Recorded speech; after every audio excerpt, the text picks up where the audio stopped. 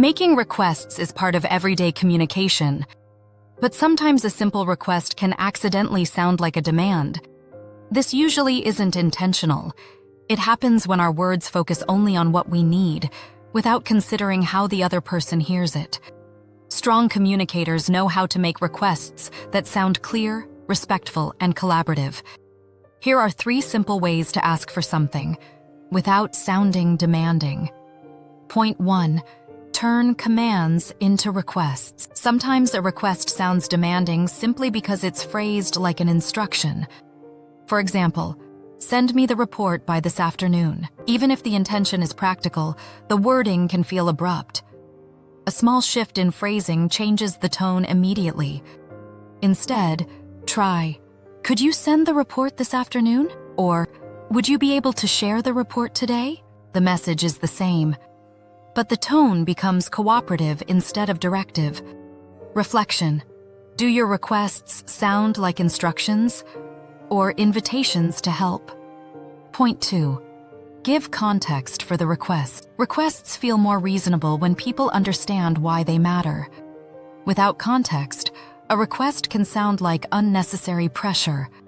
For example, instead of saying, "Can you review this today?" try, "Could you review this today so we can finalize the proposal tomorrow?" That short explanation changes how the request feels. People are far more willing to help when they understand the purpose behind the request. Because when people see the reason, the request feels justified rather than imposed. Reflection.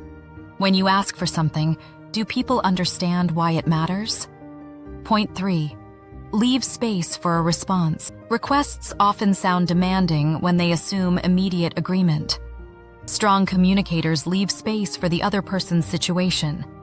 For example, "Could you take a look at this today if you have time?" Or, "Would you be able to help with this?" These phrases signal respect for the other person's priorities, and that changes the dynamic.